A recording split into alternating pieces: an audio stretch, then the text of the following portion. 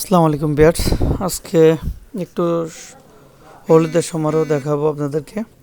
হুট করে প্ল্যান হলো যে আমরা একটু বাইরে যাব ঘুরতে, তো স্থানীয় আমাদের যে ছোট ভাইরা আছে তাদের সাথে বেরিয়ে পড়া আর কি।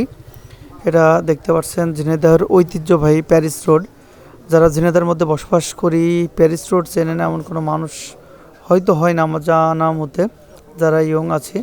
তো অবিবাহিত ছেলেগুলোর মুখে সেই হাসি, তারা আজকে ঘুরতে যাবে, কালীগঞ্জ সুগার মিল দেখতে যাবে। প্রতিমধ্যে যে জায়গাটি আছে প্যারিস রোডে, এখানে দাঁড়িয়ে আমরা একটু ফটো সেশন করে নিলাম, সাথে স্মৃতিটা একটু ধরে রাখলাম, যাতে পরবর্তী সময়ে এই স্মৃতিটা আমাদেরকে একটু মনে করিয়ে দেয় যে একদিন আমরা সবাই মিলে একসাথে ঘুরতে গিয়েছিলাম। অনেক আড্ডা হলো, মজা করা হলো, একে অপরের প্রতি যে ভালোবাসা মমত্ববোধ এটা জানা হলো, এবং হলুদটাকে আমরা কতটা ভালোবাসি, প্রকৃতিকে কতটা ভালোবাসি সেটা জানা হলো। আপনাদেরকে একটু প্যারিস রোডের লোকেশনটা দিয়ে দিই। এটা হচ্ছে ঝিনাইদহ সদর উপজেলার আর কি তেঁতুলবাড়িয়া নামক স্থান থেকে বাম হাতে চলে যেতে হবে। এটা নলডাঙ্গা যে রাজবাড়ি আছে এই রোডেই পড়ে আর কি। আমরা একটু সবাইয়ের ফেসটা দেখিয়ে দিই পর্যায়ক্রমে। এই দুরন্ত মাঠের মধ্যে একটু রিক্রিয়েশন বলতে গেলেও চলে, আমরা একটু রিফ্রেশ করে নিলাম নিজেদেরকে। সর্বশেষ আপনাদের একটু পুরো টোটাল জায়গাটা দেখাই। ভিউটা অসাধারণ, পর্যাপ্ত পরিমাণ পর্যটক এখানে আসে। মাসের বা দিনের যে বিভিন্ন সময়গুলো আছে, বিশেষ করে শুক্রবার, পয়লা বৈশাখ, 16ই ডিসেম্বর, 21শে ফেব্রুয়ারি, ঈদ, বিভিন্ন আর কি অকেশন ডেটগুলোতে এখানে লোকজন আসে।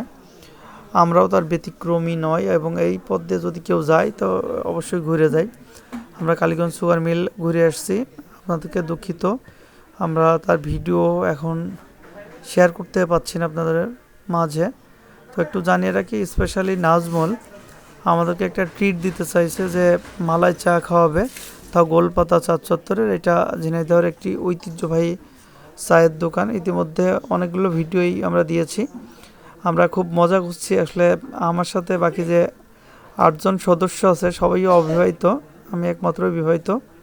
তো তাদেরকে ব্যক্তিগত জীবন সম্পর্কে আমি জিজ্ঞেস করলাম, তারা কে কী, তাদের অ্যাম্বিশন কী, তারা কবে বিয়ে করবে, কী পরিবেশ ইত্যাদি সমস্ত কিছুই তাদের মুখ থেকে শুনলাম, জানলাম, এবং এই চা সম্পর্কেও বিস্তারিত কিছু কথা বললাম আর কি।